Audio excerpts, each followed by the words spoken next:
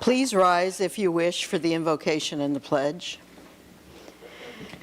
Dear God, we are grateful for the chance to vote for those who will serve us at various levels of government.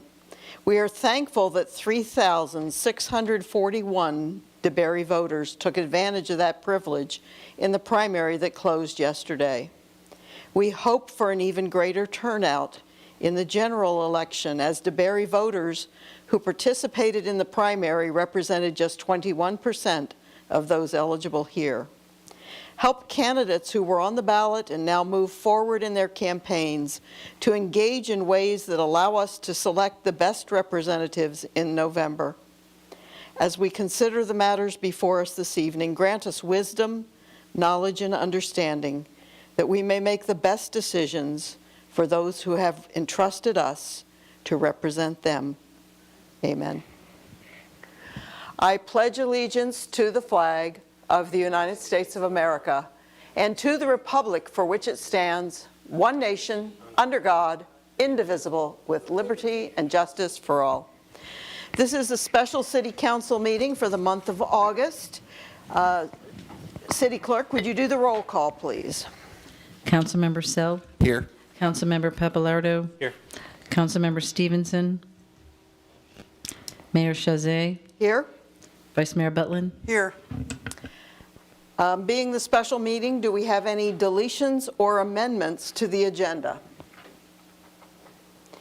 Hearing none, we move on to new business. Agenda item number 1. The city manager is requesting City Council approve the commitment to fund the City of DeLand Bridge Initiative for another 5 years. City manager? Thank you, Mayor. In February of 2017, the DeBerry City Council approved a 5-year commitment to fund the Bridge Initiative, which supports and provides homeless services, not only for meals, but also help with housing and job replacement, et cetera, et cetera. We didn't actually fund the bridge until 2020 when the bridge was built. And so over the last 5 years, we have, on an annual basis, submitted $20,000, contributed $20,000 to that fund. The bridge is owned and operated by the City of DeLand, and that's what gives it so much credibility. Everything is transparent. It's also run by a lot of volunteers who volunteer at the bridge as well. So over the last 5 years, they've moved more than 300 clients to transitional housing. They've helped 400 clients find work. They served over 115,000 meals. They've hosted 12 cold night shelter nights, hosted 10 emergency weather nights, and the volunteers put in over 75,000 hours of service. The bridge provides regional service whereby homeless individuals can be transported from DeBerry and other West Volusia cities. I believe Deltona and Orange City and Lake Helen all contribute to the bridge, and it's more of a regional resource for all of us.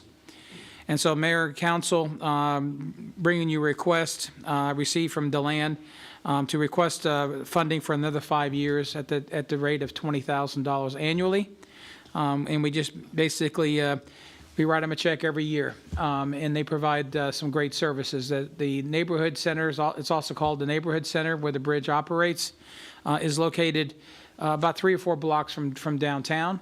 It's easy to get to. The homeless can take Votran. They can, or they can be escorted by police as well. Can be taken there to get the resources necessary to help them either rebuild their lives or get the meals that they need to survive.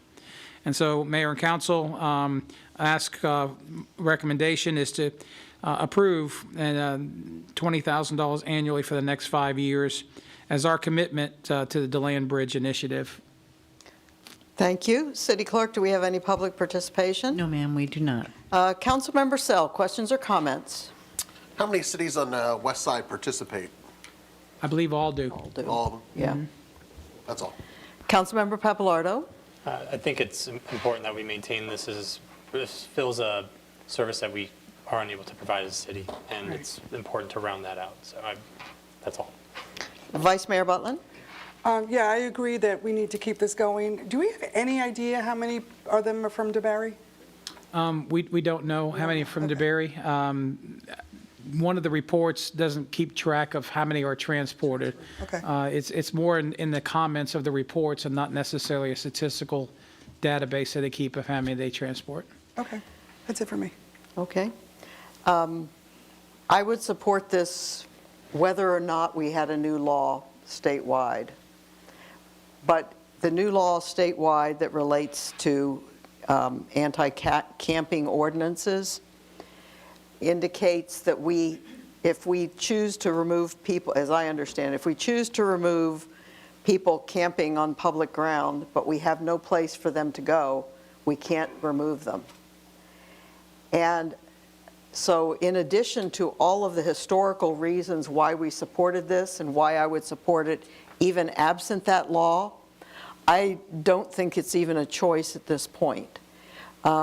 We need to have, and the state in its recent legislative session has indicated that we are expected to have facilities if we're going to insist that people don't set up encampments, which actually sort of makes sense. So as a city, unless we were willing to step up in some other way to meet that need, which I would submit would eclipse 20,000 and with the first consultant to tell us how to do it, and we would have to build capacity, there is no point. We should not be competing for that. Right. And we have supported it since the beginning, but I did want to mention, particularly for the benefit of any citizens that are listening in addition to the humane reasons that I support it, and it sounds like my fellow council members support it, there is a compelling reason that was added by the legislature this week, this last session, and so I think that this is very cost-effective for us. It is the fair and reasonable thing to do when most of the responsibility falls on a sister city. Is there any further discussion? If not, I would entertain a motion. I make a motion to approve the commitment to fund the City of DeLand Bridge Initiative for another 5 years at $20,000 annually. Second. Vice Mayor Butland? Yes. Councilmember Papalardo? Yes. Councilmember Sell? Yes. And I am a yes. Item number 2 under new business. The city manager is requesting the city council discuss and provide further guidance on the fiscal year 2024 to 2025 budget. So this is, for those watching, a discussion. We may give guidance as a group, from consensus on the council. We may give guidance to the city manager, but we are not making any final decisions on the budget tonight. Thank you, Mayor. Our Finance Director, Liz Bauer, is here as well, and we've been working hard on putting together and dealing with all the changes that occurred during this particular process, starting as early as June and in September 18th. But during that time, there's a lot of shifting and changing information that's coming from the state, et cetera, and we do the best we can on managing that particular data as it transitions in and out of our organization so that we can make the best decisions possible for moving forward for next fiscal year. So this is the budget process, just for everybody's information, and tonight is our council meeting or budget workshop. We rather than having a separate workshop, we just listed it as a discussion item on the agenda. And then on September the 4th, 2024 at 6:30, we'll be voting on a tentative budget and millage. And then on September 18th will be the final budget and millage at 6:30 p.m. there. So this is the process. And so we can, official votes will be next month in those two meetings. So like we always do, we like to show our history. As we became a city in 1993. Our millage we adopted was the county's millage at that time at 2.83 mils. As you can see there, we've been fairly consistent throughout the last 10 years. We have gone up to 3.5 mils before, and all of them have been financial business decisions. And matter of fact, I did an interview today with a TV station and talked about how business-oriented our organization is. And so, and that we make, based upon our millage rate, we make make them based upon our business decisions. And so in 2019-20, we had a specific, if you remember, we were 15 years backlog in our stormwater. We made a specific decision to raise our millage to 3.5 to handle those. We promised to bring it back to 2.92 the following year, which we did. And we got Woodbound and Valencia projects done, which was a major hurdle in our stormwater system and our emergency management system. So it's a crucial moment that we took that on. And then we've been pretty consistent over the last 4 years. Next, however, this coming year, we got another business decision to make, and that's to increase our fire services. And we'll go through that particular process. But staff has recommended a 3.5% millage rate going forward, which is a 26.17% increase over our rollback. And so if you recall, back in May, we made a decision on whether or not we wanted to build a fire station. And this is the slide that before we made the decision to build that fire station and increase our fire services, this is what I presented as a forecast of how our ad valorem rates would look like over the next 5 years. One of our initiatives, as we did our interview today, was the saying that we're proud to get our infrastructure in place prior to the growth coming into DeBary. And even though that we would jump to 3.5 mils, we are still going to be the lowest millage rate in the entire county. And as you can see there on the right-hand side, those are the current millage rates of all the other 16 cities or 16 entities. Municipalities, I'm sorry, that you can see there, and some of these cities are 165% higher than DeBary in their millage. But as we show this particular slide, and as we get our infrastructure in place before the growth comes, yes, there is going to be an increase, but as the growth is expected to come, and most of it in the growth in DeBary is going to be commercial and mixed use. That's Main Street. That's going to be the properties in front of Glen Abbey, the property about Saxon Point near Saxon Boulevard in 1792. A lot of those are all commercial properties that has been zoned a long time ago along 1792. And typically on four-lane state highways, they're typically commercial or mixed-use zoning. And so that's just normal growth management planning. So one of the things that I wanted to explain tonight is these fire services is not necessarily a want, but it's actually a need. And we try to match up to the National Fire Prevention Association. We gave a report back in May of 2024, and their September 2022 report for all career fire departments that with a population of cities around over 25,000 population, which I believe in the next 3 to 5 years, we will max out somewhere around 30,000 population. That you should have 0.84 to 1.32 firefighters per 1,000 people. And that's the National Fire Prevention Association standard. And so at a population of 23,603, theoretically, we would need 20 to 31 firefighters. Well, currently, we only have 12. And so also, you heard from Chief Long in May of 2024 concerning our Insurance Services Organization, or ISO rating. And their recommendations, obviously, that they take in consideration is they check and see if there's no building farther than 1.5 miles from an engine. And right now, we geographically do not meet that. And also that the response time is less than 4 minutes. Because typically in 4 minutes, the combustible nature of homes and everything else, 4 minutes is a life and death situation, whether it's somebody not breathing or it's a fire that's engulfing a house. 4 minutes is a critical time. So your ISO rating is based upon those two particular factors. Now, some folks I've heard on social media and stuff saying, well, DeBary is just growing like crazy and it's out of control. But in the bottom right there, you can see that DeBerry's only grows about 2.7% a year. And you can see some of the other cities there and their growth rates as far exceeds, and some triple or quadruple the city of DeBerry as far as percentage-wise is concerned. And so a lot of the folks, they see the traffic on 1792, they think that's all DeBerryites or DeBerryans on 1792, and it's not true. Those are cut-throughs to get to DeLand and Orange City. And these numbers here prove or show or indicate that the growth in DeLand and the growth in Orange City is coming through the city of DeBerry, and the 1792 is really housing a lot of that traffic because of the St. Johns River Bridge.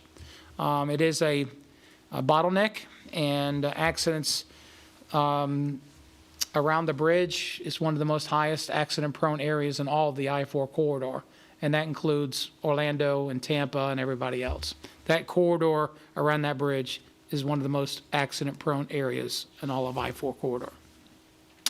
And so, giving all those growth factors and everything else, we're only growing 2.7% a year.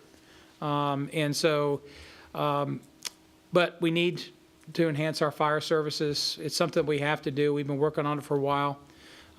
We just approved building a new fire station in May, and we're going to be doing our groundbreaking ceremony next month.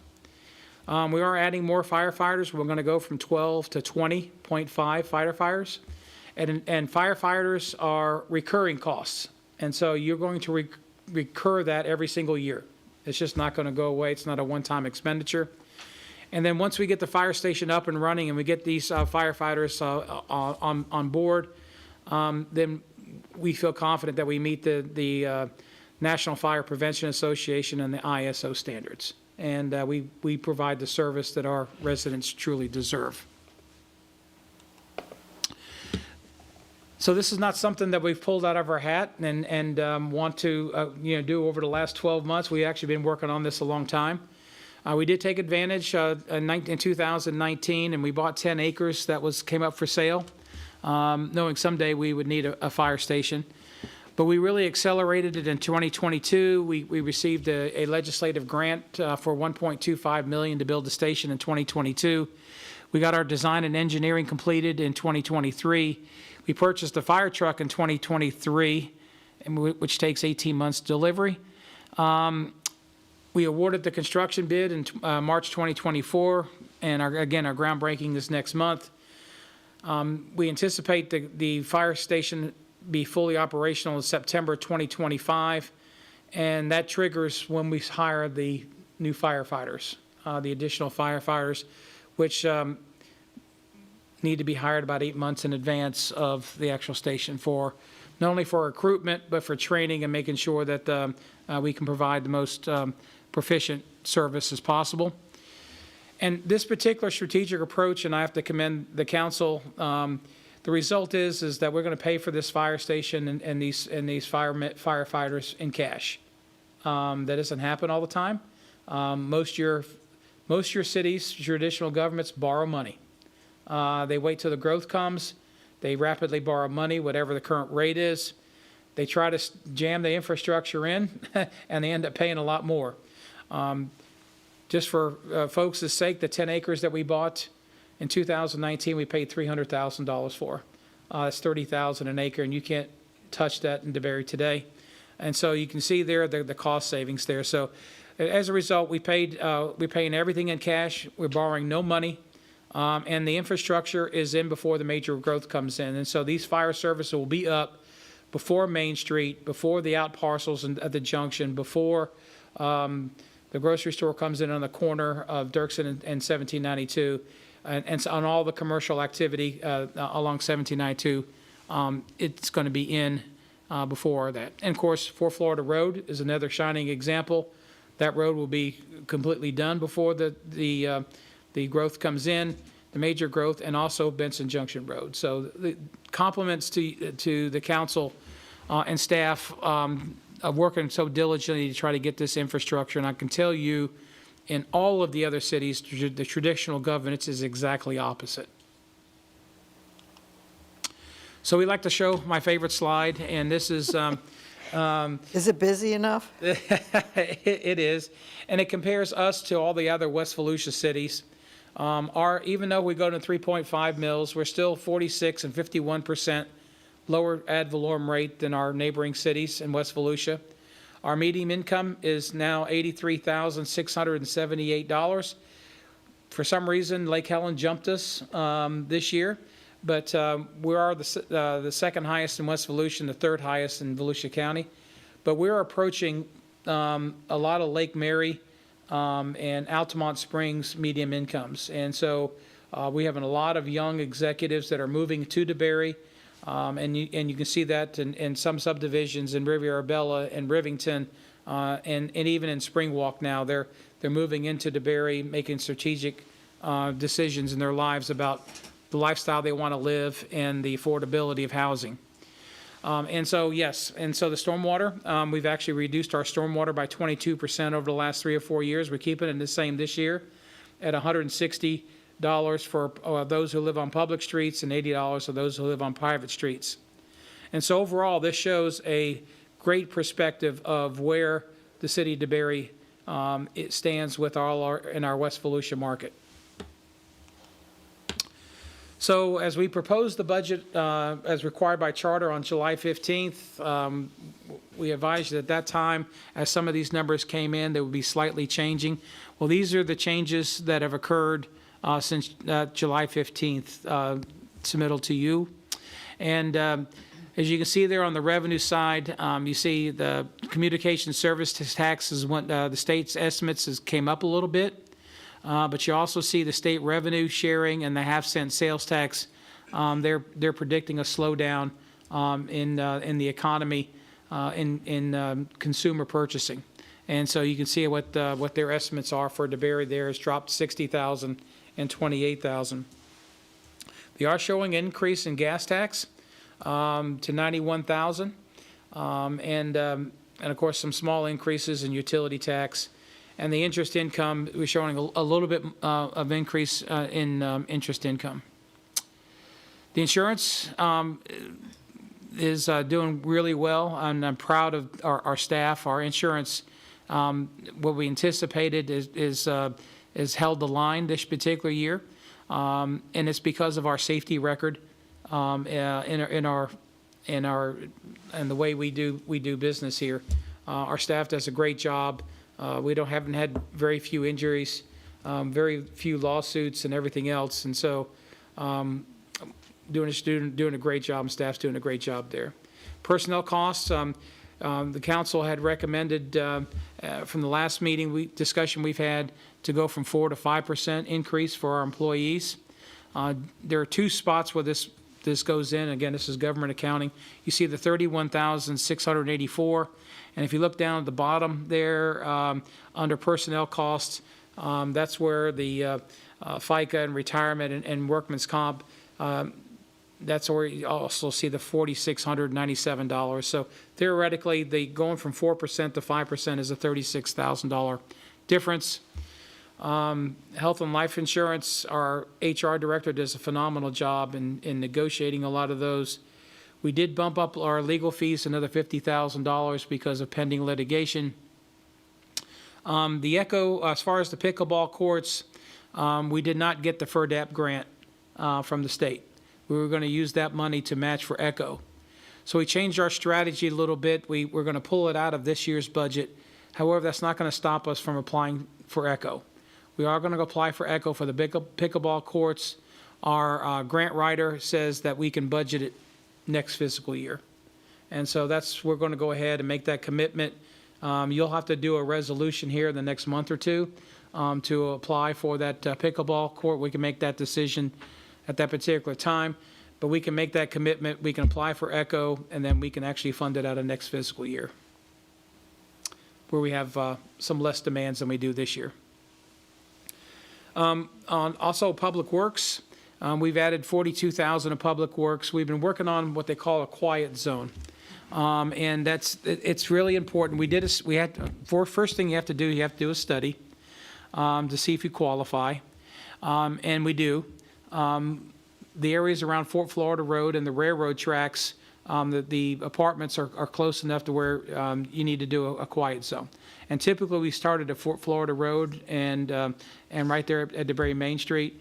Fortunately for us, FDOT, when they redid Fort Florida Road and the railroad there, they actually did those crossings to quiet zone standards. However, with the new increased traffic on the rail, with the Sun Rail Station going to DeLand and everything else, we are getting a lot of complaints from St. John's Woods and Olandia Heights and everything else. Those trains are blowing their whistles at 6 o'clock in the morning on a continuous basis, every 15 minutes, and certainly it's something that you just have to deal with. And so the extra $42,000, Kimberly Horn will be bringing you the proposal. The Kimberly Horn will be helping us apply to the Federal Transportation Agency, and they will grant the quiet zone, and then we'll make some various adjustments to the crossings at High Banks and the crossings at Barwick. And so to make sure that, and what the quiet zone means, that it allows them not to blow their horns, and those crossings are safe. People will be able to see the lights, but they won't necessarily hear the train horns at 6 o'clock in the morning. The fire services contract is going up a little bit. That's your union negotiations. As I tell you, the fire and for law enforcement, you can count on those going up about 5 to 6% a year, strictly because of salary and benefits. And so, again, these are some of the changes that you see there from the last time we've talked. And I'll take some questions when we get done here and go through some of these.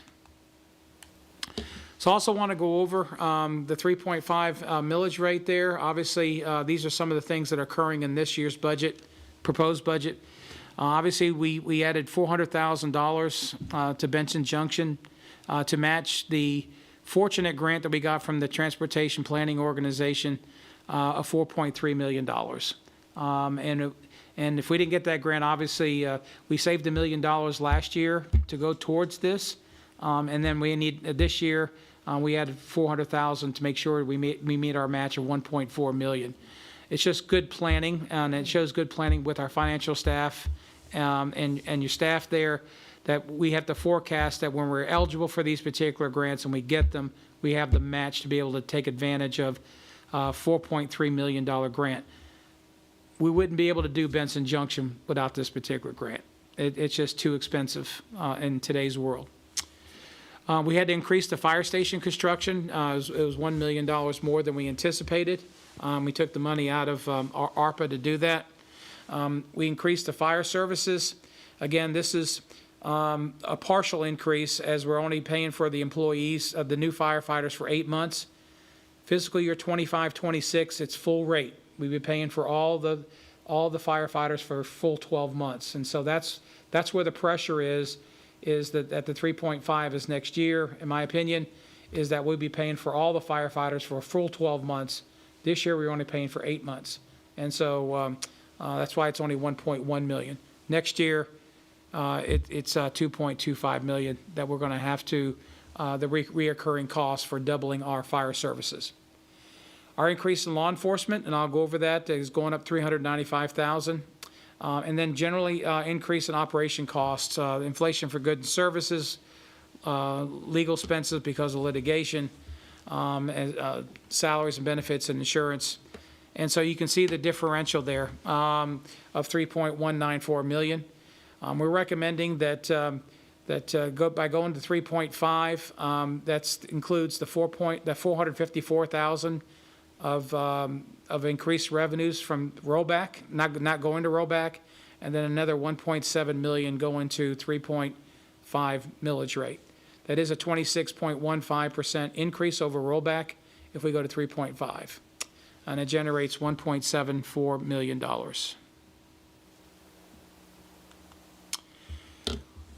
Some of the things that some of our residents may not know, and this is what creates a little level of uncertainty in our budget for next fiscal year, are these 6 major projects.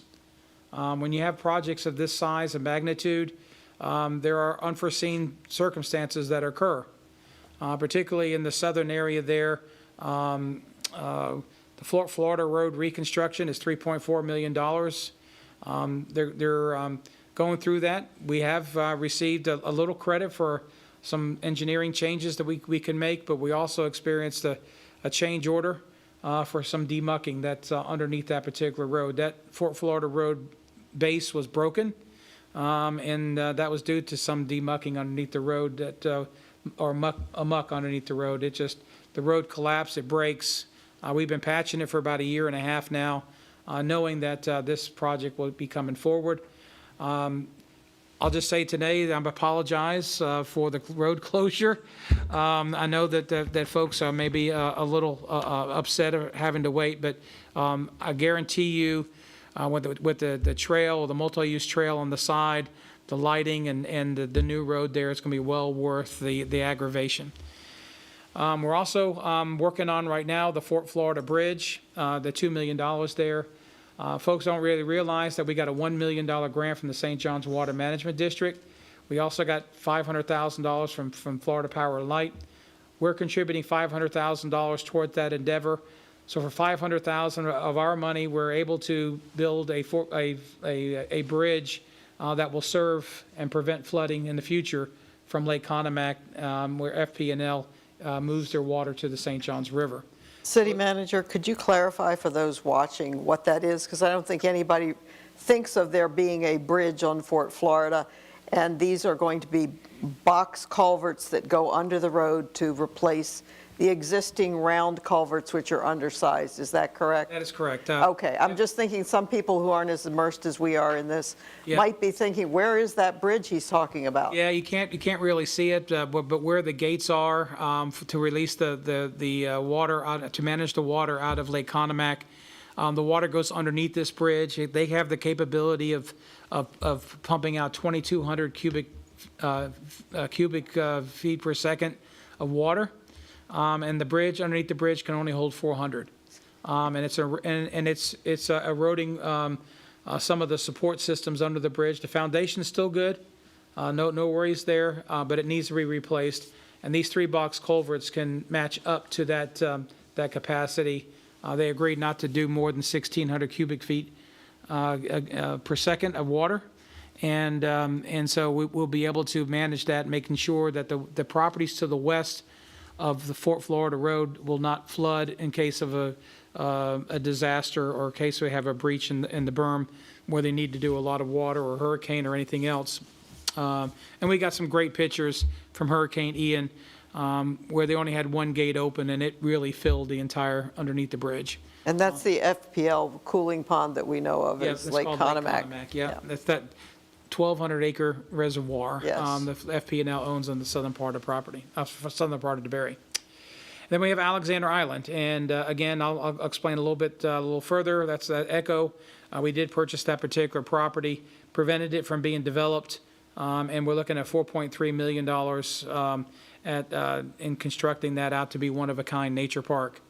The Benson Junction Road reconstruction, that road has not been upgraded or improved since 1970s. It doesn't have a stormwater system, and also now the road resurfacing. We haven't done that in 2 or 3 years because we've been funding some of these road projects. Now we've got it funded for $700,000. So it's that level of uncertainty with these particular projects that we need to, in my opinion, maintain our reserves just in case we need them to handle some of these potential unforeseen issues that come along with construction. So I talked about the law enforcement. This is another highlight. It's going to $4.32 million. As you recall, the contract has been the same price for the last 2 years. It's going up 10%, and that's that 5% every year because when we pay the sheriff, all we're paying for in law enforcement is salary and benefits, our ratio for fleet, and IT. Your millage rate that you pay the sheriff in your county funds, and they're going up to 1.59 mils, pays for everything else.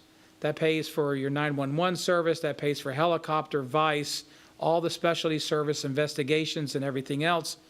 Our contract is specifically for salary and benefits, our portion for fleet and our portion for the IT. And it's a very simple contract, but again, with unions, it's going up 5% every year. You can just count on it. The same thing for fire services. Right now, the Fire Station 33 is $2.25 million. They're going through union negotiations, and we're getting updates as that goes along. And then Station 39, which is the new station on Fort Florida Road, we're doubling our staff. For this year, $570,000 for the 8 months for the firefighters. We are getting our new fire truck, and it's pretty local. And we have to equip that for $300,000. I'm not giving too much stuff away. And then our station furnishings, once it's built, to be able to house the firefighters, we've reduced that from $200,000 and cut some things to get it down to $125,000. And so the Pontiac monitor is necessary. That needs to be replaced for $57,000. But again, I will remind you, in 2025, 2026, it's full rate. All 20.5 firefighters for the entire 12 months. Our operational expenses, I had put 3.1, I moved it to 3.6, but actually, Liz corrected me today, it's actually 3.4. So my apologies for that. The employee COLA, we moved to 5, which is a $36,381 change. And we appreciate that, your considerations for our staff.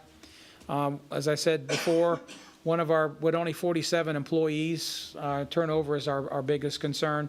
And I can tell you, I don't think there's a highly productive staff anywhere in Volusia County as productive as our folks are.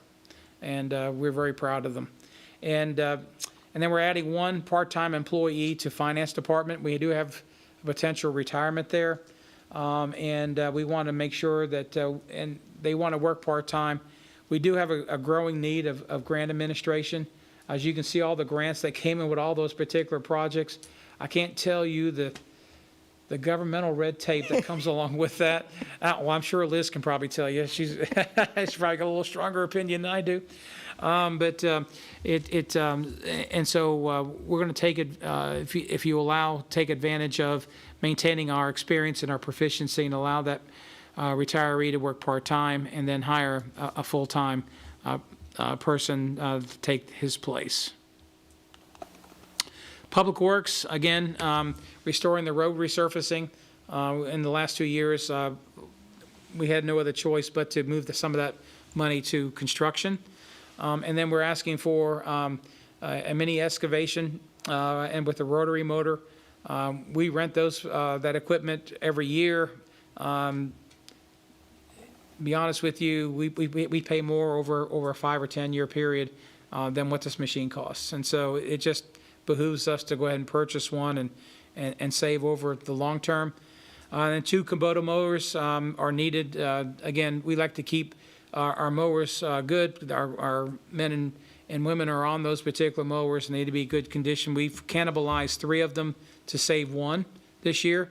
And so, and now I'll take a pause a moment.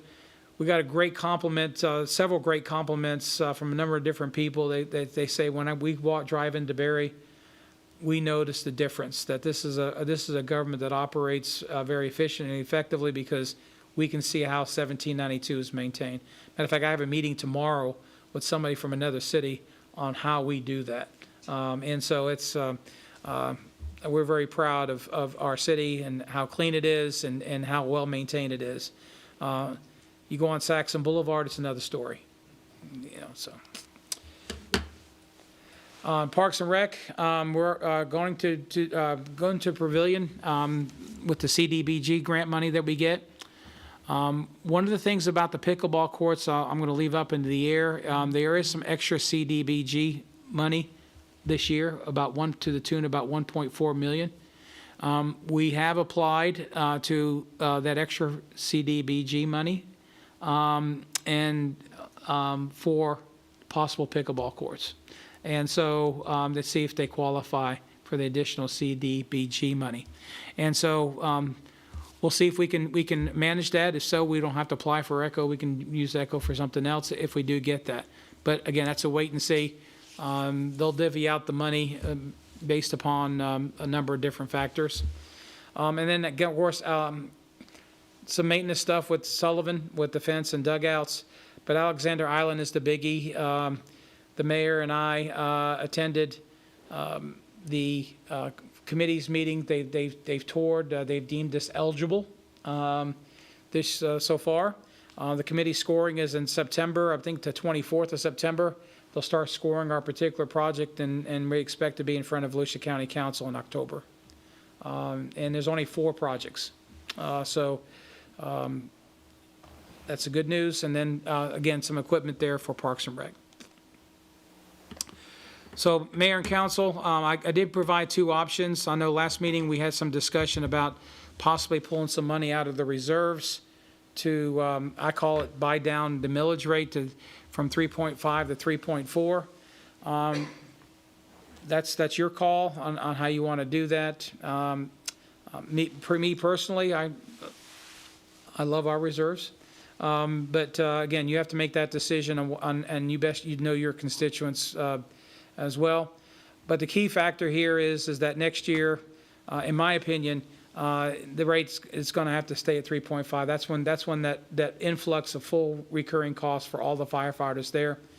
And then once the expected commercial development comes in, then you will see a bleed down of the ad valorem. And these are commitments that I see forecasting in the next 5 years, the growth in those particular areas. And this is what the graphs look like when you put your infrastructure in before growth comes in. Some of the other cities are inverted the opposite direction when it occurs afterwards. I do have my final slide provided you some statistical information. On the left there just shows you the difference between 3.4 and 3.5 mils. Just one quick example there. If the home has a taxable value of $100,000, it's a $10 difference.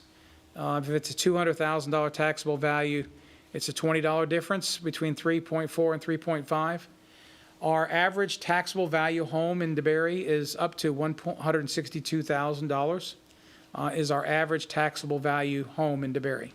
And for those, it would be $16 difference between 3.4 and 3.5.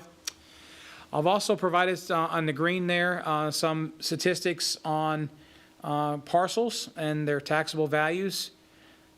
Over 60%, almost over 70% of our parcels in DeBary are $200,000 or less.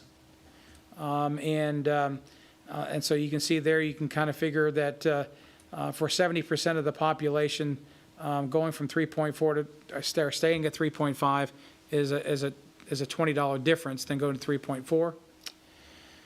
And one other note, we ran across a statute that, and I used the word may, that because we've been so proficient, we're being penalized a little bit, but there's a statute that now comes into play for the city of DeBary. As our taxable values have gone up to $3.1 billion in DeBary, and our millage rate is where it's at, there's some voting criteria that is going to come into play as far as what millage we can go to. Just to explain it a little bit, if you want to go to the 3.5 millage rate, we are going to need a unanimous vote from the city of DeBary, from the city council. It is a 26.15% increase, and based upon Florida statutes, it's a long formula. They take your adjusted rollback rate, the per capita and personal income in the state has gone up 5.69%, and from there, based upon the increase from there, if you were to go to 3.5%, you would need a full unanimous vote by the council. If you were to go to, if you only get 4 affirmative votes, then the highest millage rate you can go to is 3.4376. I mean, If one of the council members votes no, the highest millage rate you can go to is 3.4376. And then if it's a majority vote, which means 3-2, the highest millage rate you can go to is 3.1251. So based upon those particular decisions, based upon our financial needs that we got going on, is going to determine how much money out of the reserves that we're going to have to pull to supplement this fire station and some of the other projects that we have here. So Mayor and Council, I know that that's short notice on these voting criteria. We were a little surprised as we got a hold of this particular statute. We've analyzed it. I've had the attorneys review it. I put May there, but got confirmation on the council meeting tonight that it looks like this is a reality for us.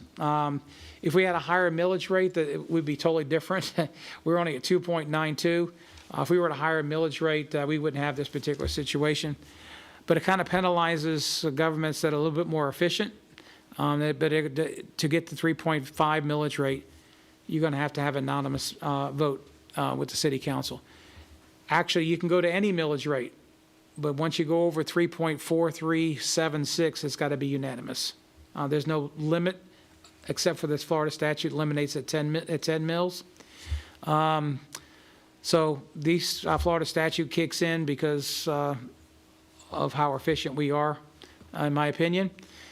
So that's we'll talk about that, and we can talk about that in further length here. But that's all my presentation there. This is the budget going forward. Again, the tentative vote is September the 4th. Between now and then, I will confirm some of these notes about the unanimous vote versus 4 affirmative votes versus majority vote. Mayor, I'll turn it back over to you. City Clerk, do we have any public participation? No, ma'am, we do not. Okay. Councilmember Self, questions and comments? I like that you did option 2, since Karen had thrown that idea out there. Of course, I want an option 3. I kind of want everything. I would like to see our employees be brought up to at least the standard of some of the other cities. I mean, everywhere I go, I brag about our city employees, but I didn't realize that they're lagging behind in pay. So I really would like to see a pay increase somewhere along the line there with the employees. I think Jim was the one that brought that up at the last meeting. I also love the idea of a grant writer. It's one of the few people that we could hire that actually makes money for the city. So that's one of the things that keeps our budget in check all the time.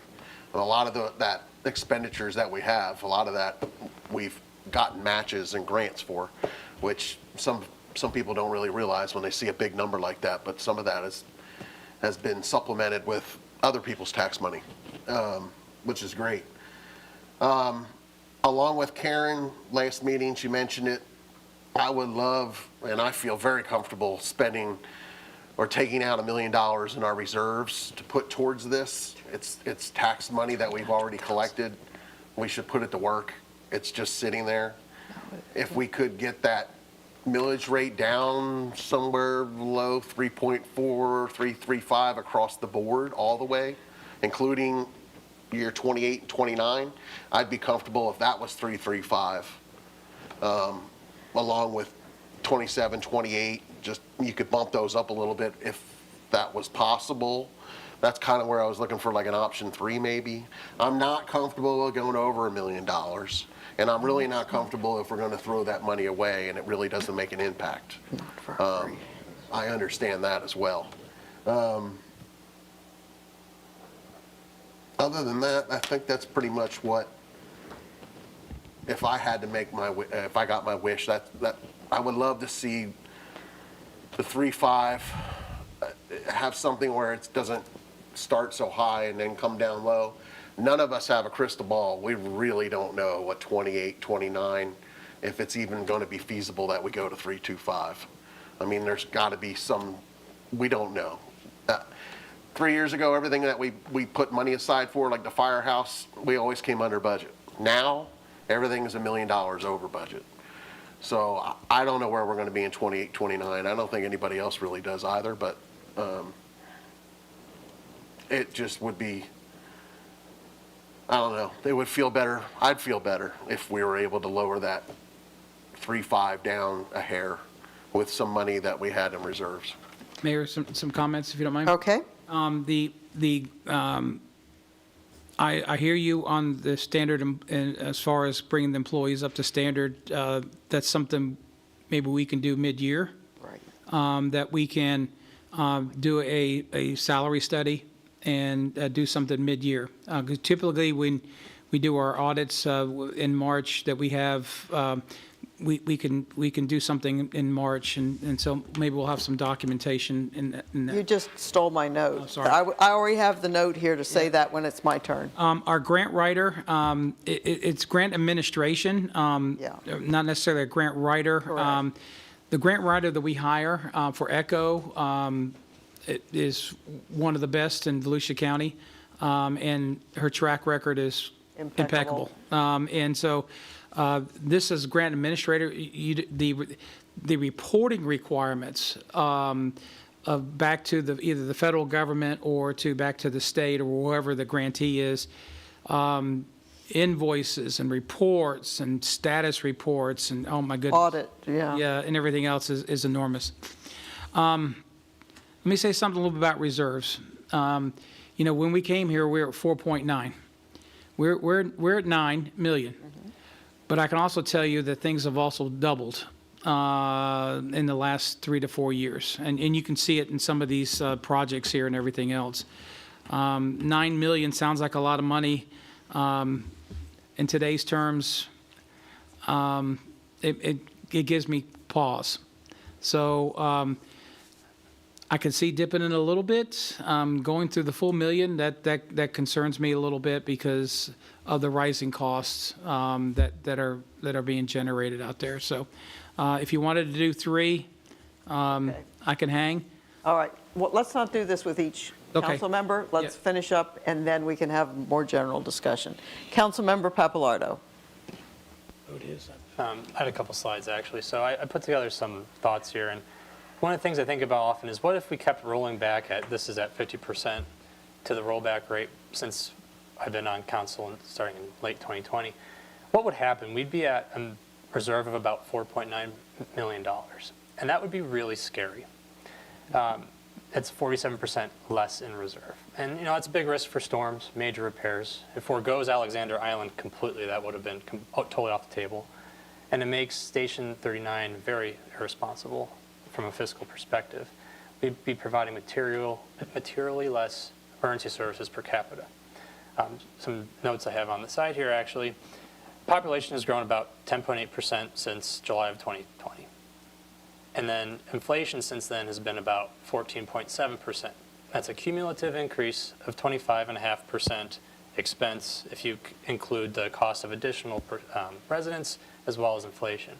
The millage we're proposing a change to go up to 3.5 is a difference, and I know this isn't the rollback difference, but versus the current millage, which we have maintained very consistently for 4 years, is about 19.5% increase, which would be a value in the scope of the increase in services needed to support the city, the 10.8% population change, as well as the 14.7% inflation impact.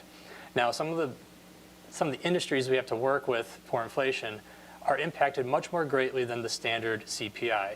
When we talk about things like road constructions, heavy machinery, vehicles, salaries, 14.7 is vastly underselling the real impact of inflation that hits the city budget. Nonetheless, cumulatively, it'd be 6% better than those two inputs that I'm using. If we had been running at half rollback ever since then, we would be looking probably at a 5.5 or 6 mil millage this year to catch up, and that's conservative. It's probably a little bit worse than that. There are a number of things that I would equate to the fire station. We've been understaffed since before the year 2000 by multiple heads, probably by at least an engine, and probably by at least a station. It's kind of like you have a vehicle that you put off the maintenance and then you get hit with a really big tune-up bill, and that's what we're walking into. However, this tune-up bill has recurring maintenance because fire stations need employees as well. I struggle wanting to use reserves as operating funds. I don't think, Cannot. I don't know that that is responsible. That's something I'm not excited about right now. I haven't been compelled to go there. I'm afraid of having to return to the well, and if we do less than 3.5 on the first stab, it takes 3.7 the following year. I'm not interested in that scenario based on some of the uncertainties that we're being posed with these big projects. A total cash outflow of about $22 million across the Fort Florida 2 projects, Station 39, Alexander Island, Benson Junction resurfacing, so $22 million. There's a lot of uncertainty that I don't feel good about. Say, hey, let's just take 300 grand out of reserves. We're probably going to have to take 300 grand out of reserves regardless, no matter the millage. I just have a feeling that we are walking into a pretty serious fiscal spend just based on these projects. They're projects that are needed. They're looking ahead, getting ahead of a spurt of growth that's knocking on the door, and we don't want to be behind the ball there because we don't want to take out any debt there, and we've done very well not having to. So, you know, that's kind of my thoughts on using reserves, and as well as kind of what the inflationary environment and how this change in millage is competitive or better than the actual service provided increase and inflation as a comparison. And if we go to the next slide, please. I have some commentary about improving pedestrian safety.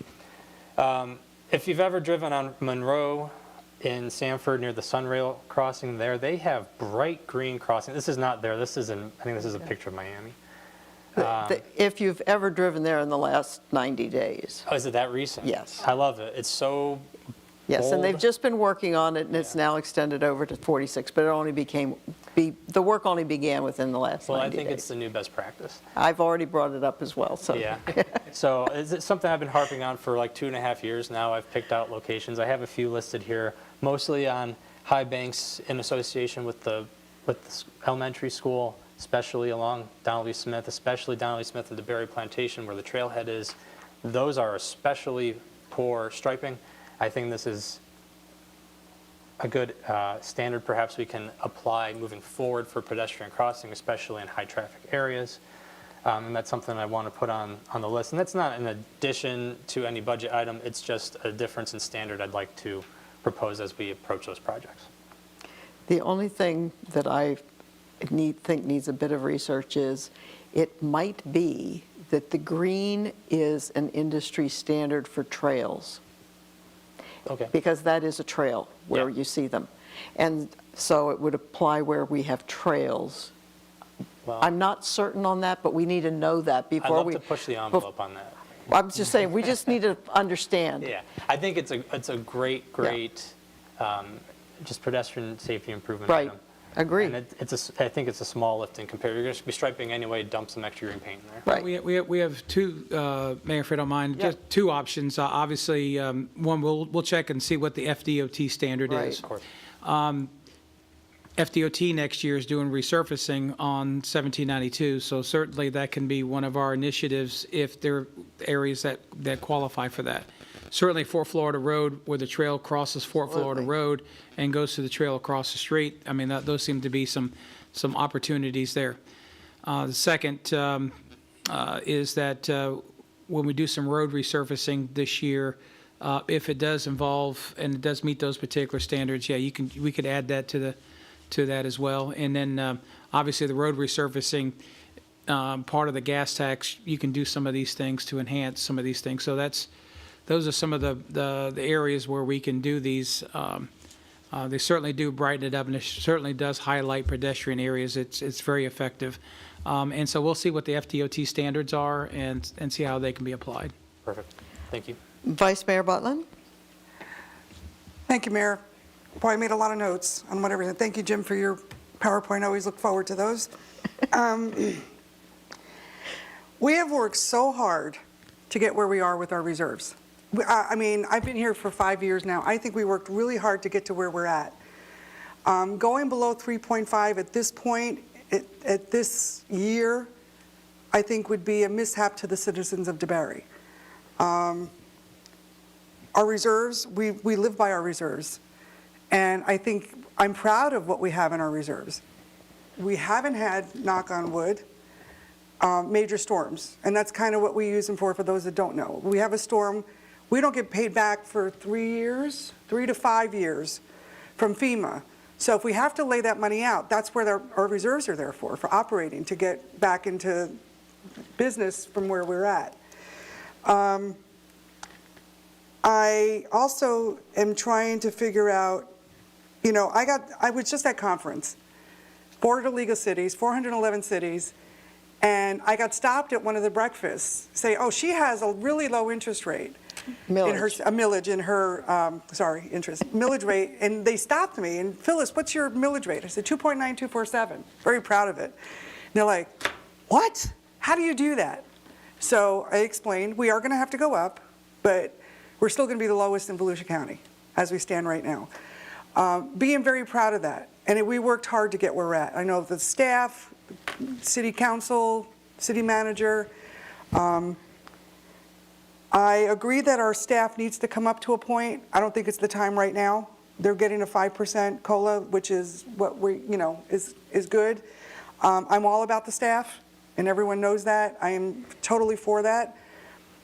But we can put that off. Not too long, but we can. And as far as all the other stuff goes, it's just an uncertainty right now. It's an election year. Things are going up. We just don't know where things are going.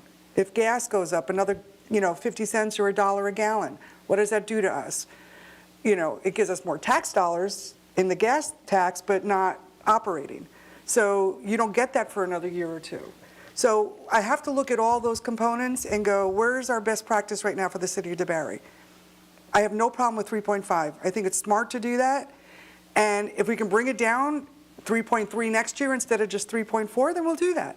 But right now, I think the plan that we have before us right now, I'm looking at this slide, is probably the best and smartest way to go for our city. Another thing that people call me and question is matching grants. Well, we get that money back, don't we? No, we have to lay it out, match what they're giving us. A lot of people are misunderstanding, oh, it's a matching grant. You're getting it from ECHO or CBDG, whatever. No, we have to match what they're giving us. So that money has to be readily available to match. Now, we are very good in our budget to plan for that. So I think keeping it at the 3.5 is the most responsible position for going forward this year with the city budget. So that's where I stand with that. Okay. All right. As I've stated before, I like option 2. I'm not convinced we can predict the next 4 years out. We will deal with them year by year. I do object to one word under option 2 that the city manager has put. The proposal by me was not for a one-time transfer from reserves to operations. I am firmly against pulling from reserves to run this city year in, year out. Firmly against it. Will not do it. The proposal that I made, and the one that I still think makes sense, is $300,000 is the difference between 3.5 and 3.4. $300,000 is also the amount of a one-time investment in finishing kitting out the fire truck. That fire truck is not a continuing expense. We're not going to kit it out the next year and the next year and the next year. To me, that is a major distinction. We are not pulling from reserves to make the millage easier. We're on an operational basis. That is what I saw happen in prior councils in 2018 and earlier, and that is what resulted in having only 4 million in reserves, 4 point something. The 300,000 that I proposed to go to the one-time expense coming from reserves is representing about 3% of our unassigned reserves. We do have assigned reserves as well. And so I am still comfortable with doing that. And you may say, why is she quibbling over something that's $10 if it's an assessed value of $100,000?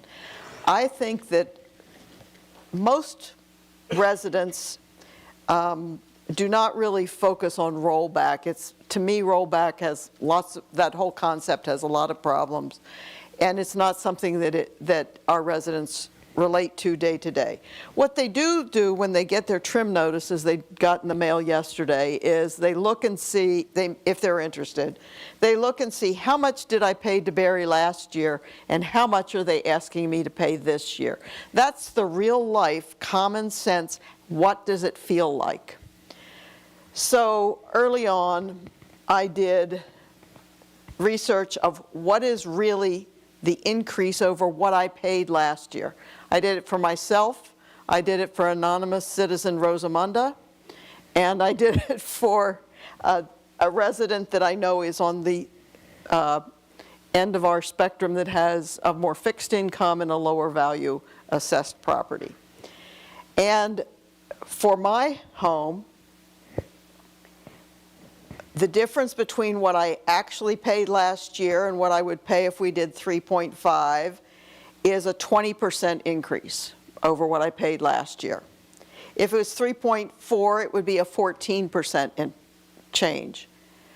I can absorb the 20%. I'm not really worried for myself, but my illustration is the illustration because my taxable value is close to the taxable value that all the properties that are in Rivington are coming in at, that the Springwalk properties will be coming in at.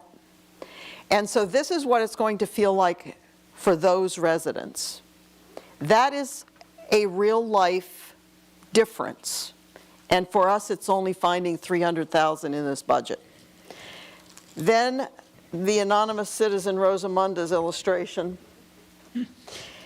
What he paid last year, if it's 3.5, what he would pay this year is an amount almost 25% higher, 24.75%. For him, if it is 3.4, it goes up 21%. For someone who is more economically constrained than myself or resident Rosamunda, compared to what they paid last year to DeBerry, 3.5 increases what they paid to DeBerry by 27%. Is it a lot of actual dollars? Not to you and me, it doesn't look like a lot of actual, but to them, it is a 27% increase. If it is 3.4, it is a 24-point increase. It is highly variable into your property's individual circumstances, what you actually paid us last year and what we're asking you to pay this year. To me, that's the real life common sense thing. And that's the reason why I think it's worth having a serious discussion about the difference between 3.5 and 3.4 if we can responsibly go to 3.4. And I think that we can respectfully end up analyzing this differently as individuals on the council. To me, a one-time $300,000 transfer from reserves that are healthy, not overly healthy, but they're healthy, to cover a one-time expense, not an operating expense, that would make a difference in percentage terms that would be of substance for many of our residents, I feel good about doing that. So that is the reason behind my thought there.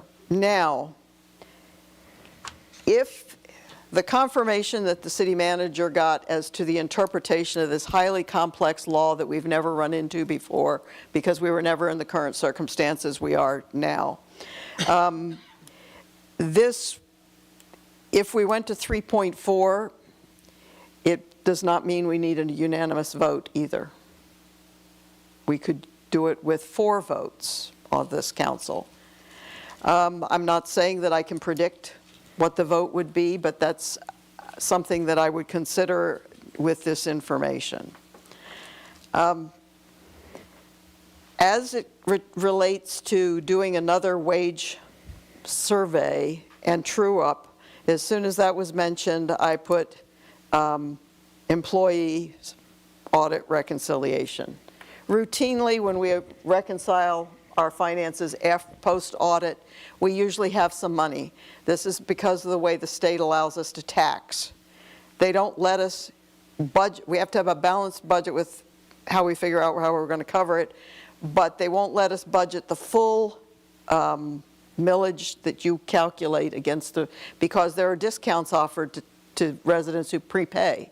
So it's something like an assumption that if everybody prepaid, you wouldn't get more than this. So work with that. That's in general terms. Liz would tell me that's not exactly right, but in general terms, that's the theory. So in the real world, not everybody gets the 4% discount in November. And so we usually end up, because we have a really good finance department that's careful how we do the books, so we don't usually have a big negative surprise. So we usually end up with some money. That would be the time if we had an employee's compensation perhaps more than salary, because the whole package is what keeps employees here, that we could consider. The other thing is that I would submit is the amount we have at audit reconciliation usually is in excess of $300,000 to allocate. So if you really feel uncomfortable about the reserves being used to kit out the fire truck, you could restore it during budget reconciliation in spring. So those would be my thoughts. And I think we've had a good discussion here. Is this the kind of discussion that will provide you with the input you need? And then I'll get any additional comments. Councilmember Sell. What I don't like is that rule gives one council person a ton of power. Okay, but this is a And you- state law that we can't override. I know, but it literally makes it like, well, Jim voted no, so we can only go to 3-4, and I'm sorry, guys, no raise for you this year. So No, it they're makes- getting a raise. The 5% is Yeah, built I know, into this. But I just, it makes you Dr. Evil real Well- quick. Trust me, over the last 48 hours, Liz and I have been debating and trying to determine the reasoning from it. We pulled the 2019 documents, and it's clear that while our millage rate stayed the same and our taxable value for the entire city has gone up, it creates some deviation there that penalizes more efficient governments. It just does.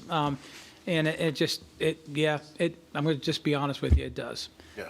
And so then the restriction comes into play. Now, when we went to 3.5 in 2019 and 20, just to give you an example, our taxable value was only 1.9 billion. Yeah. Right? Today is 3.1 billion, and we're at the same tax rate. And so when they go through and this is done by Department of Revenue, I was criticizing today. That department turns out some weird people. Yeah, it does. But was former but when Department of Revenue. when you go through the formulas and how the statute is applied, it does because 10% for somebody at 2.92 is not the same thing as 10% from somebody that's already at 6 or 7. Right. It's different. I do want to say that I love our mayor. I do agree with her. And I want to look at it like, let's just look at next year and not look down the road and take it on basically like she wants to and do it that way. Remove the power of Dirty Jim over here where he might vote no. I blame him, but you all know I voted no in the past. But I think it would remove that ability of one council member to vote no and really throw a wrench into things. Right. And stop looking ahead. I know I appreciate you looking so far ahead, but let's just take it on year by year by year. If we have to go from 3.4 to 3.6 next year, you're not going to have that council person with all that power where if he votes no, you're not going to be able to go to 3.6 or 3.7, right? So why don't you try to do an option 3 and eliminate that craziness with that one council member. Patricia's not here tonight. I don't know what she's thinking. You know, I do know your guys' thoughts. So it's just, I'm just throwing that out there. I do like Karen's thinking. So. Well, and just Mayor, if I may, the concept is, you know, do you want to do this in multiple years, or you want to try just do the rate increase one time, and then work it down? And so, yeah, are we going to deal with it next year? Sure. But if we put it out in front, maybe we can do it one time, and then that's the approach that I was recommending to the council, is rather than trying to go through this every multiple year, that let's do it once, and then and our forecast is pretty good. We know what's coming online. We know the developments that are coming online. We know there's going to be growth, as the mayor said, with new construction. When they come online is the question mark. And, you know, Main Street's coming online. The developers are already vested. Whether they come online, based upon my line there on 26, 27, you know, the economy could decline, and that line could be delayed because the growth is slowed down because of the economy. We see a little slowdown now. The Haven, that's where the junkyard is, those folks are specifically holding off because they can't get the debt financing. And so we are starting to see not only the higher interest rates, but the contraction of debt money for construction loans, and it's contracting a little bit. And so it's making borrowing a little more difficult, and it's making costs go up a little bit more. And so it's just the prediction here is that, yeah, we think it's going to come online in 26, 27. If the economy tanks and it could come on 27, 28, and that's where the factor is. But the approach that I was recommending for council is what, if I was in your position, what I would think was, let's just do this one time, and then let's see what we can do as it comes online to work it backwards, to try to get it down back to 3.25. I don't think we'll ever be below 3 ever again.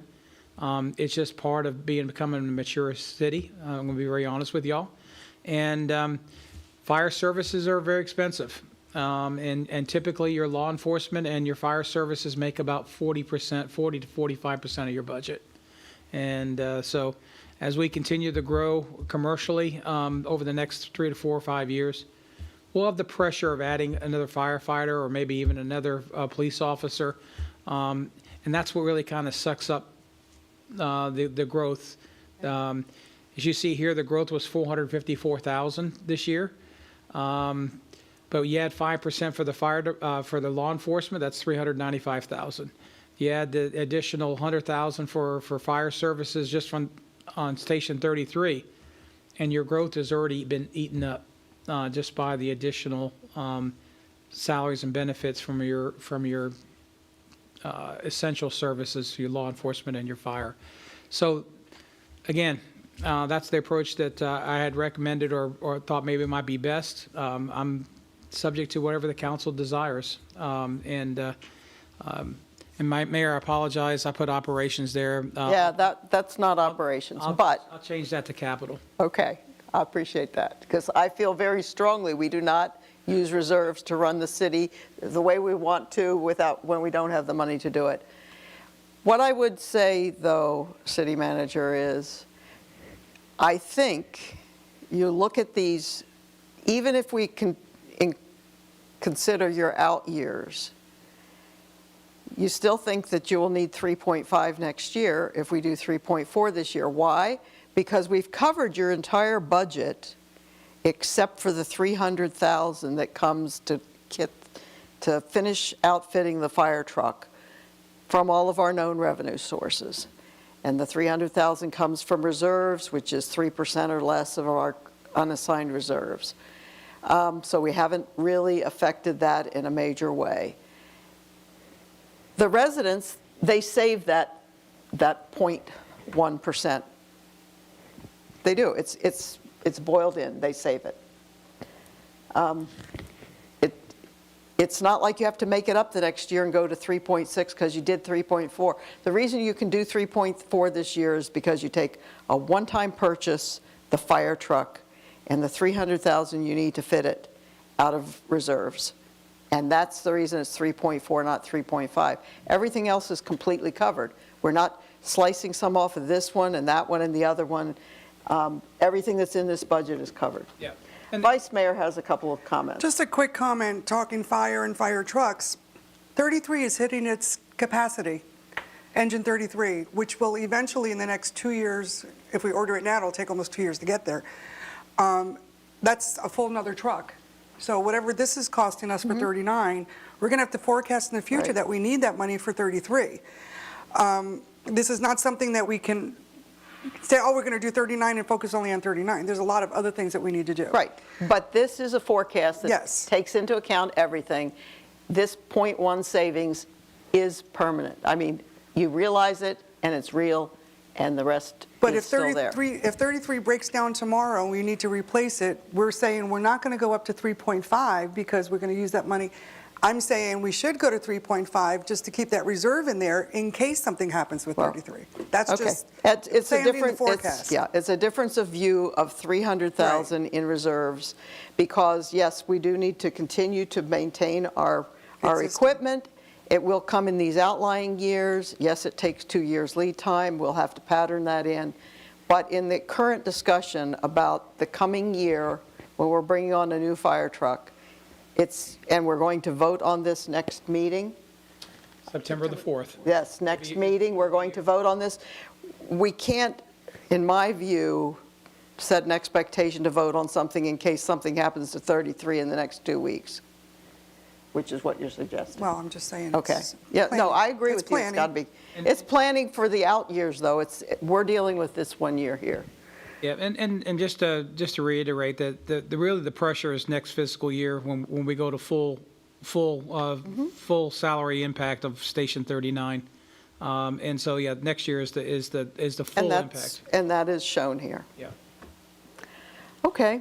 Is there any additional parting comment? I think we've probably provided the city manager with as much guidance as we can. Yeah, can?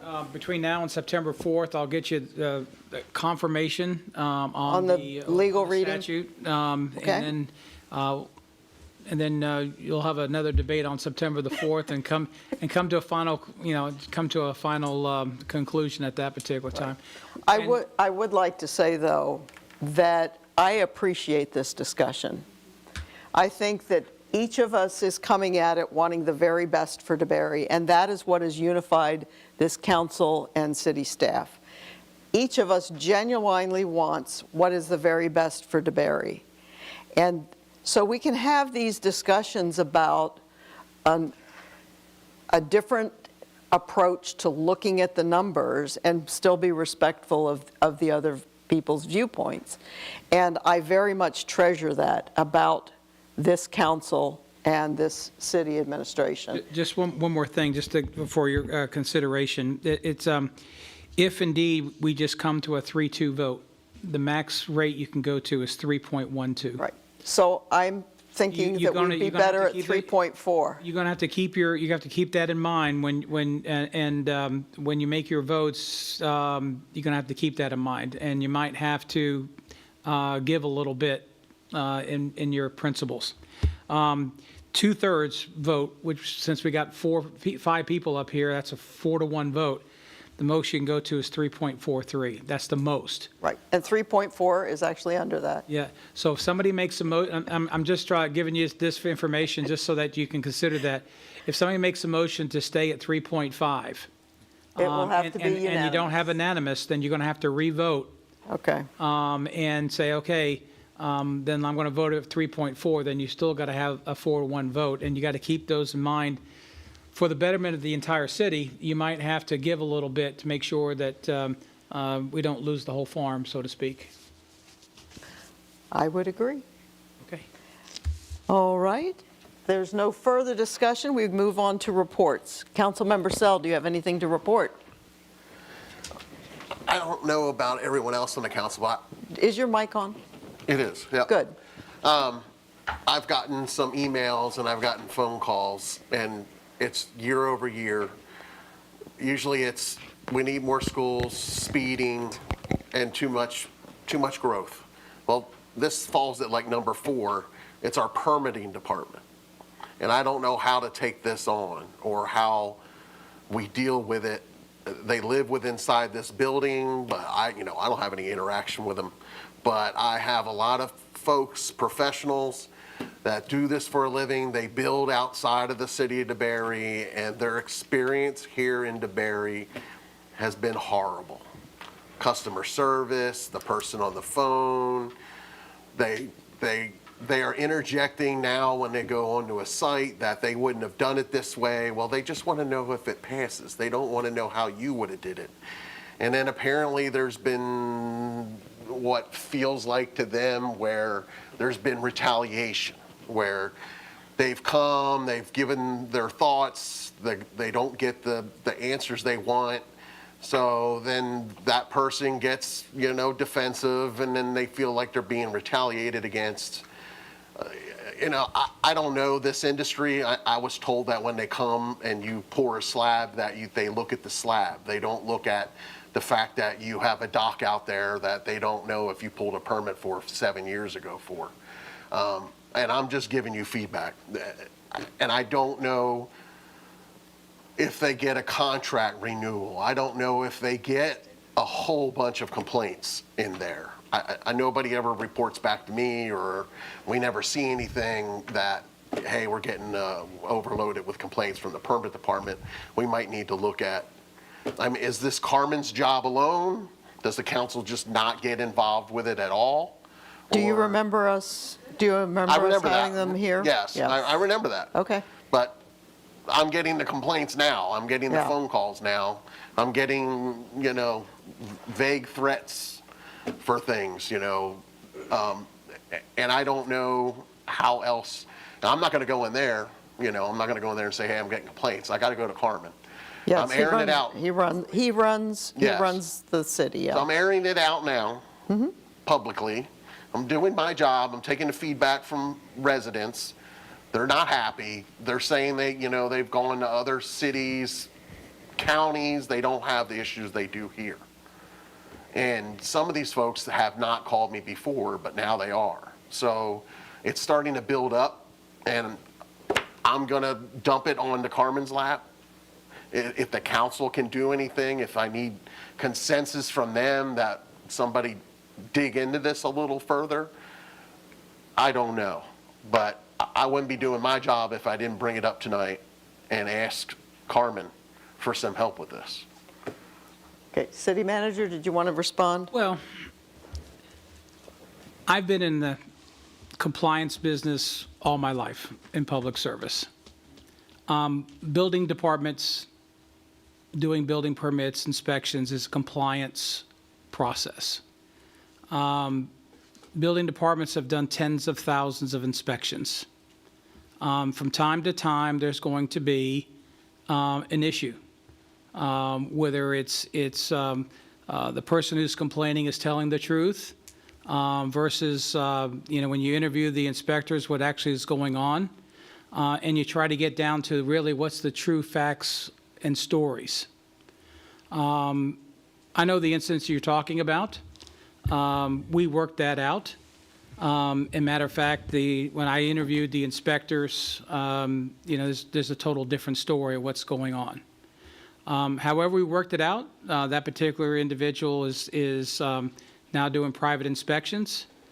But where it was left off, the requirements to make sure that the foundation was high enough to make sure it was out of the flood zone, the density test for the foundation, all those have been done by the private provider as required by the building department before they handed it off. So it's a compliance process. Some people don't like to be held accountable for some of the things that are required by the Florida Building Code. And as I told folks all the time, and even some of the emails that I've sent, the Florida Building Code at the end of the day rules. And if your project doesn't meet the Florida Building Code, the licensed building official, that's what he does, he's a licensed Florida building official, has the say-so in which what needs to be done to make him feel that it makes sure that it meets the Florida Building Code. Now, having said that, there are certain ways in compliance, when you're in a compliance process, of how to communicate those things. And so we've addressed those particular areas of how to communicate those particular things. But again, you understand it's a compliance process. Out of the tens of thousands of inspections that are done, you getting 2 or 3 or 4 complaints is a very small percentage of exactly what's actually going on out there.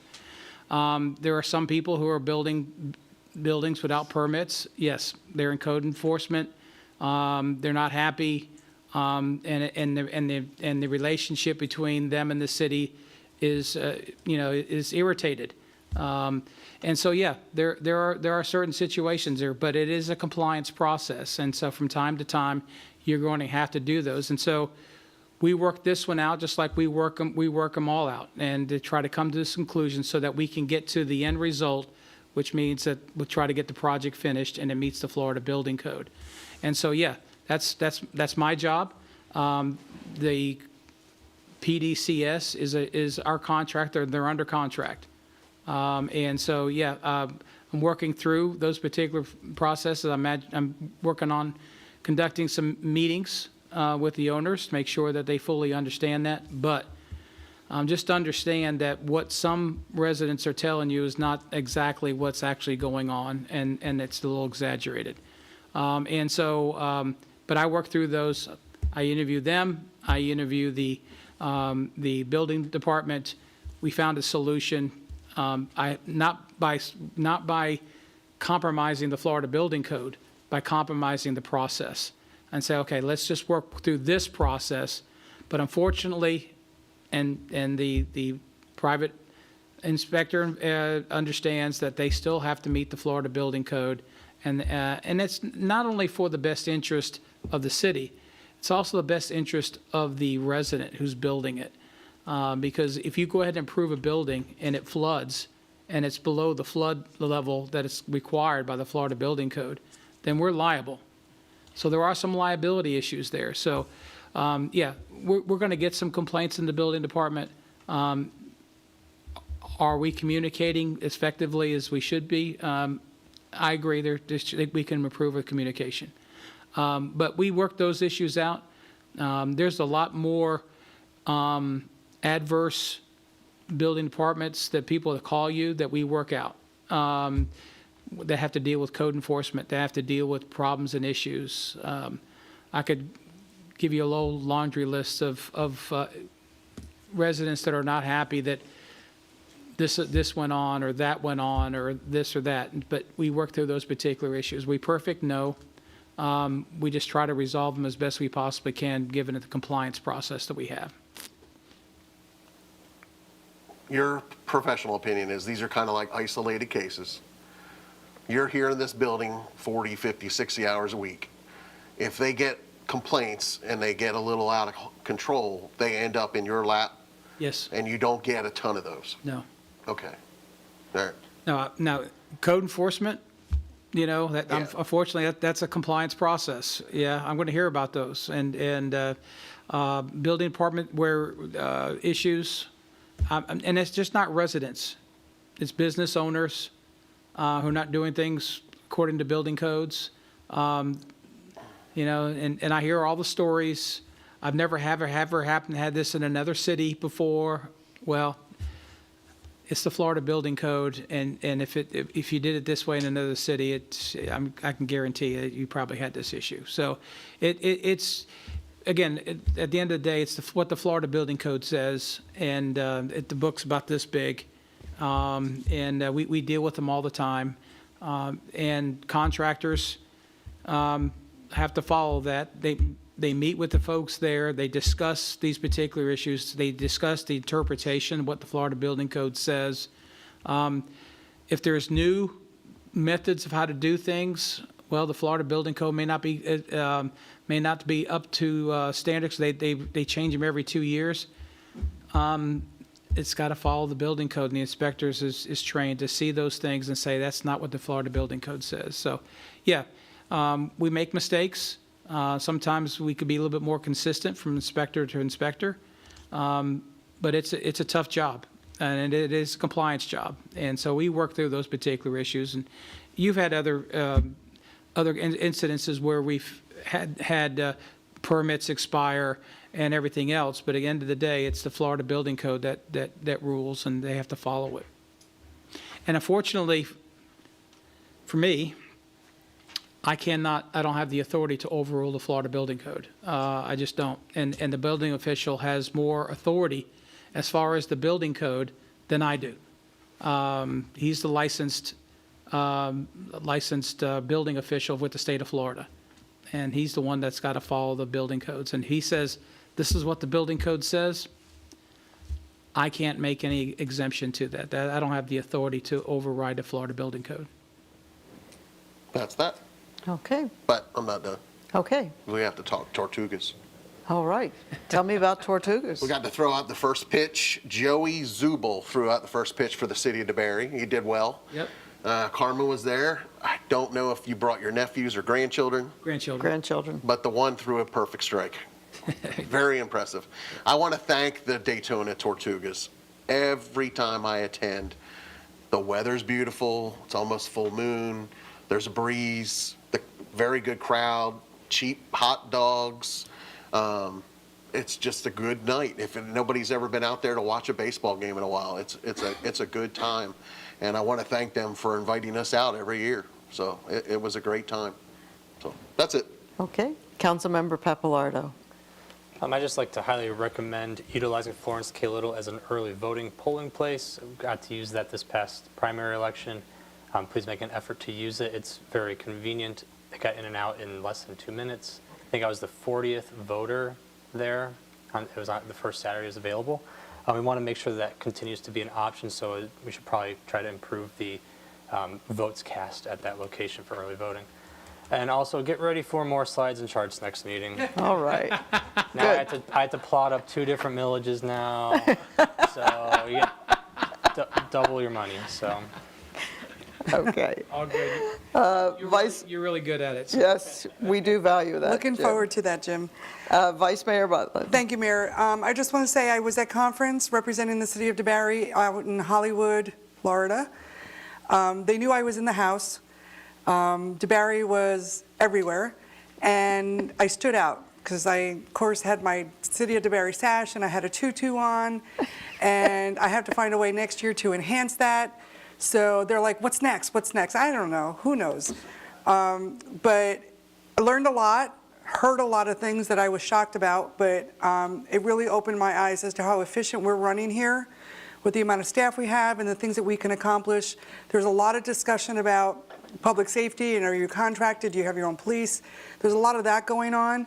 And I said, we are thrilled with our sheriff's department. I actually talked to the captain of West Palm Beach, one of the substations there, and he's like, you know, really glad that you're working with the sheriff's department. So he was very excited to hear that we were doing that and encouraged a lot of people. But I've learned a lot.